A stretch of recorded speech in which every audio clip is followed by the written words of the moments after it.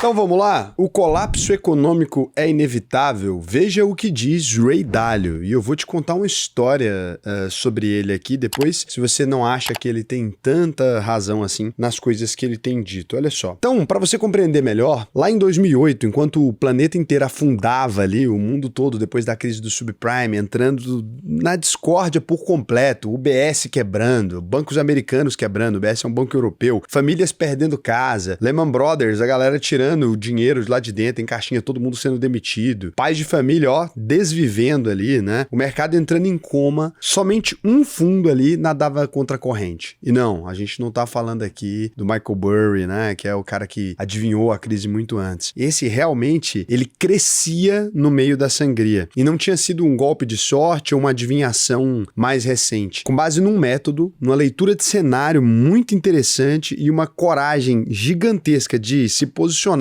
antes do caos bater a porta, o fundo do Ray Dalio, que é o Bridgewater, ele tava indo bem pra um caramba naquele momento. E por quê? Porque ele percebeu a única coisa que é simplesmente verdadeira na economia. A economia é feita de gente, ela não tem culpa de político, guerra, causa alienígena. Pessoas repetem a própria história várias e várias e várias vezes, né? Então a gente sempre comete o mesmo erro que a vez anterior, e foi isso que ele percebeu. Mas para compreender como é que ele percebeu isso, a gente tem que voltar um pouco atrás e entender um pouco a vida do Ray Dalio ali. Então o Ray nasceu no Queens em 1949, imagina, 4 anos depois da Segunda Guerra Mundial. Ele é filho de um músico e de uma dona de casa, e ele começou a vida dele carregando tacos de golfe em um clube milionário. Ali ele ouvia muitas conversas, né, de vários milionários, até bilionários falando de ações, ele pegava gorjetas, e assim, ele decidiu começar no mercado de ações. Lá nos Estados Unidos é bem popular, então não é como se ele fosse um cara muito fora da curva, é claro, em 1949 menos popular, mas já era popular. Pra você ter uma ideia, na década de 90 já tinha 50% da população americana investindo na bolsa, bem longe dos 4% que o Brasil tem ainda hoje. Então ele pegou o dinheiro dele e comprou o papel de uma empresa chamada Northeast Airlines, né? E ele acertou. A empresa foi comprada, ele triplicou o dinheiro dele e ele acabou mordendo a isca. Acertar os primeiros palpites na bolsa antigamente é o que fazia a gente querer mais, né? Virou uma obsessão dele. Ele leu tudo sobre esse assunto, fez faculdade, MBA em Harvard e se apaixonou por meditação transcendental. Essa é a informação que ele cita sempre, então achei interessante colocar aqui, porque ele disse que isso salvou a cabeça dele nos piores momentos de crise e ajudou ele a tomar decisões centradas. Sei, não foi o tanto de dinheiro que você tem não, né, safado? Então a primeira lição que o Ray Dalio aprendeu lá, né, investindo na Northeast, ele vai também levar isso pro mercado e começa a estudar cada vez mais até ele chegar à ideia de que o mercado, ele é lógico, ele não segue um padrão emocional. Então o Ray Dalio já estava lá quando o Richard Nixon acabou com o padrão ouro, lá em 1970, né? E aí o Ray achou nesse momento que o dólar ia virar papel higiênico, e no dia seguinte a bolsa subiu loucamente. Ali finalmente caiu a ficha para ele, né? O mercado não reage à lógica, ele reage às expectativas futuras. Quando o cenário já está dado, o mercado sempre toma as decisões baseadas no que vai acontecer e não no que, pode ser ruim, pode ser bom. É o que tem de fato, né? A realidade. Eu falo isso sempre para vocês aqui, o mercado não tá nem aí com se é o fato do Lula, se a China é ditadura, se não é, se a Arábia Saudita tem monarquia, ditadura ou não tem. O que o mercado quer saber é quanto que paga, ponto, né? Não tem nada mais do que isso. Então mesmo que você acerte o que vai acontecer, mas errar como as pessoas vão reagir sobre isso, você perdeu. E é isso que separa quem sobrevive de quem quebra, compreender o padrão humano. Porque, por exemplo, você pode achar, né, muitas pessoas poderiam ter achado, por exemplo, que a tarifa do Donald Trump ia impactar a bolsa brasileira e que o Ibovespa ia amanhecer sangrando loucamente. O Ibovespa subiu 2 vezes seguidas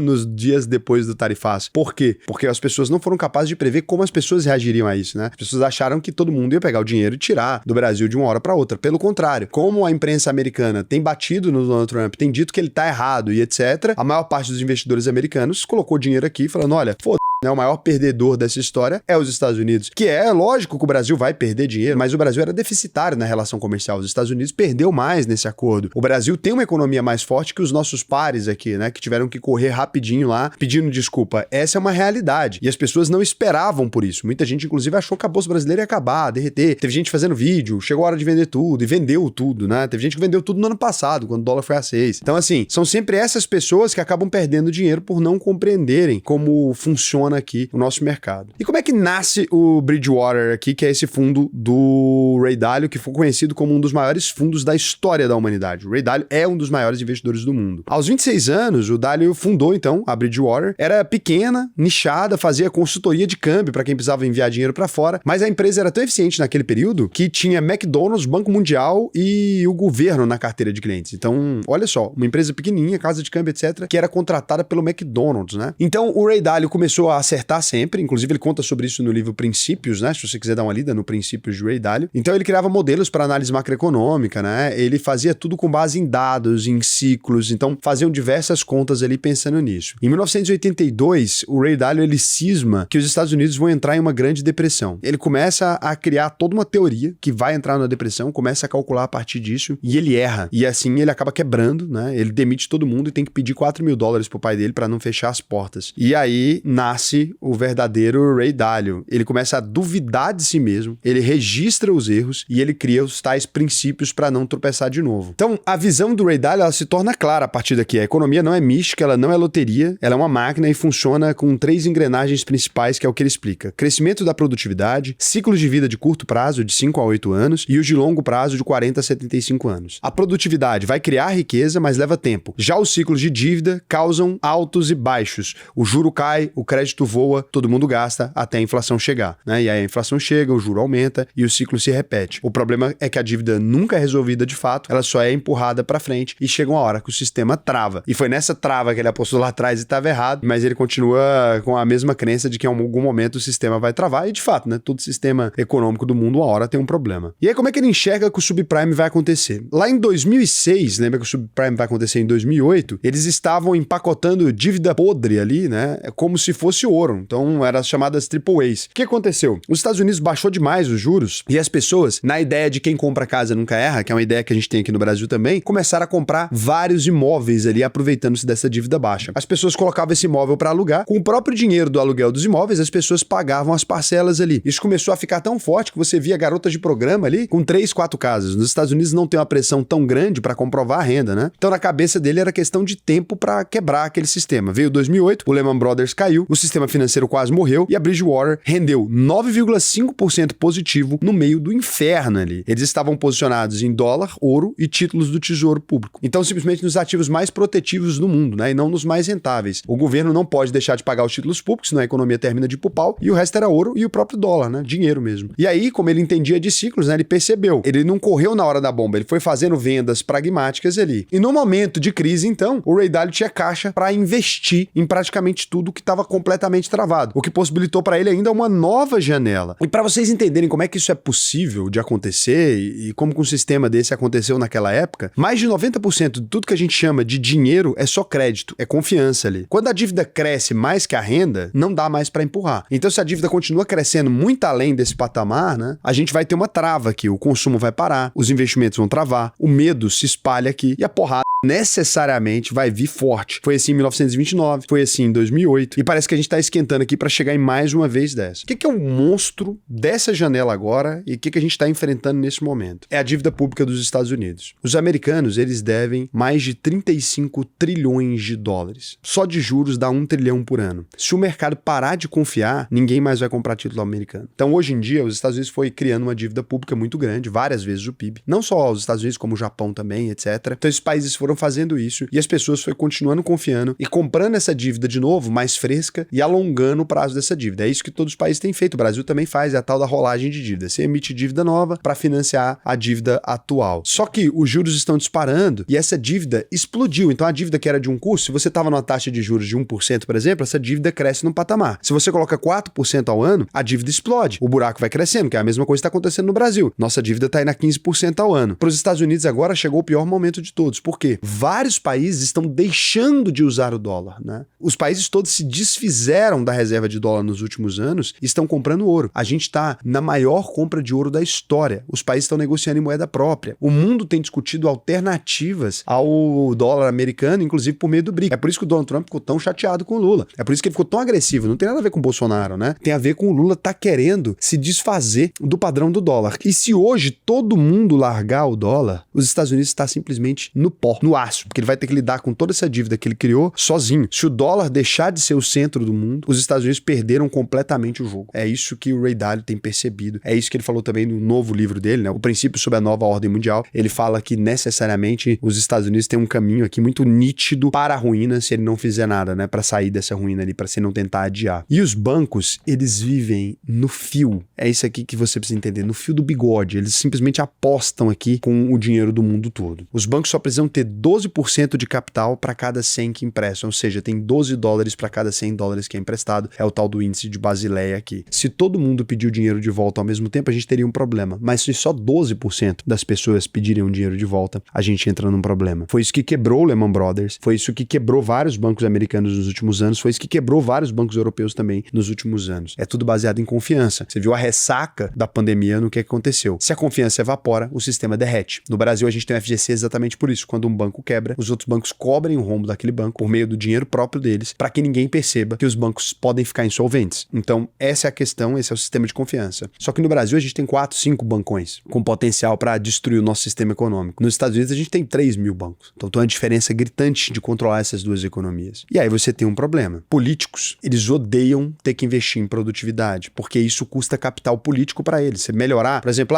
vamos abaixar agora os impostos, ou vamos, vai ter que diminuir o gasto deles, ou vamos mexer nos encargos trabalhistas, vai ter que mexer no sistema deles também. Então, vamos tirar tal licença, vamos desburocratizar algum processo, tudo isso gera problema. A produtividade exige reforma, tempo, esforço. O político, ele vai sempre preferir estourar o cartão de crédito do governo. Esse é o problema das democracias. Eu tenho 4 anos de mandato, é melhor eu ser o cara que ficou famoso por agradar todo mundo ou por cortar de onde era necessário. E aí o crédito fácil gera crescimento artificial, vira bolha e a bolha estoura. Não tem como. Nesse cenário, o Ray Dalio defende, né, que a gente tenha ouro, tenha ativos reais e diversifica, ou seja, ações de bons negócios, ações de boas empresas ali, ouro como forma de proteção. Até Bitcoin ele não vai falar, mas a gente já pode dizer hoje, né, são mais fora do sistema ali, porque se tudo quebra, o dinheiro tem que escorrer para algum lugar e esse é um ponto. E o mundo, ele tem mandado, na opinião do Ray Dalio, um recado para o dólar. Depois das sanções contra a Rússia em 2022, vários países notaram que os Estados Unidos podem congelar os ativos de um país com um único clique. Os Estados Unidos foi lá e fechou o sistema SWIFT da Rússia. Tirou ela do sistema SWIFT, que é o sistema de negociação internacional. Imediatamente, quando os Estados Unidos fez isso, ele acelerou o processo de fuga das pessoas do dólar. Por quê? Todo mundo olhou e falou, caramba, então os Estados Unidos têm esse poder? Eu não sei se eu quero, né? O político olha e fala, não sei se eu quero os Estados Unidos com esse poder sobre o meu dinheiro. De repente, então, se eu arrumar uma confusão com o Donald Trump, ele pode me tirar do sistema SWIFT e eu vou me ferrar. Quando o mundo percebeu isso, todo mundo começou a diversificar as reservas, fugir do dólar e comprar ouro. Todos os países do mundo. O ouro foi bater nas máximas, só você ver a curva, né? Ele já tem batido as máximas, ele tem subido desde 1970 consistentemente, mas agora acelerou muito. E se essa moda pegar, o dólar perde o poder. E para piorar, a Rússia não sofreu absolutamente nada saindo do sistema SWIFT. As pessoas achavam que a Rússia ia derreter, que ele ia sumir do mapa, que ele ia virar tipo a Venezuela. A economia russa tem crescido nesses anos. O rublo se valorizou. E se os Estados Unidos, sem o dólar como âncora, não vão conseguir financiar a sua dívida, é aqui que começa o Ray Dalio a escrever uma profecia meio catastrófica. O Ray Dalio vai reformular aquela teoria dele, então, do Santo Graal, e bater na tecla que 10 a 15 ativos que não se movem juntos são suficientes para você reduzir o risco sem perder retorno. E aqui ele está fazendo uma sinalização clara para você investir fora dos Estados Unidos, porque todas as empresas americanas, elas estão imersas e se movimentando como ativos que vão na linearidade. Se você tem uma empresa americana, uma empresa russa, uma empresa chinesa, uma empresa europeia, elas estão indo em pontas contrárias. Elas não necessariamente estão correlacionadas entre si. Junto com ouro, com Bitcoin, por exemplo, com ações brasileiras, né, estáveis aqui, você começa a montar um cenário onde você não precisa prever futuro algum. Você simplesmente só vai se proteger em todos os cenários possíveis. Essa estratégia vai servir para quem tem 200 milhões, 100 milhões e também para quem tem pouquíssimo dinheiro, como 100 mil, por exemplo, você fazer uma estratégia investindo em VT, por exemplo, que é um ETF que apesar de listado nos Estados Unidos investe no mundo todo, você vai ter uma proteção muito mais global. E aí a gente consegue entender o que o Ray Dalio está tentando dizer, né? Olha, se o mundo ele está num cenário apocalíptico, se as coisas podem acontecer de maneira imprevisível, vale aquela carteira que está adaptada e pronta para crescer diante do imprevisível. Essa ideia vem de uma cultura de empresa implementada lá no Bridgewater, né? Pra vocês terem uma ideia, os caras são tão loucos que tudo lá é gravado, todo mundo pode criticar todo mundo, não importa o cargo, né? O que importa é a verdade. Então, as estruturas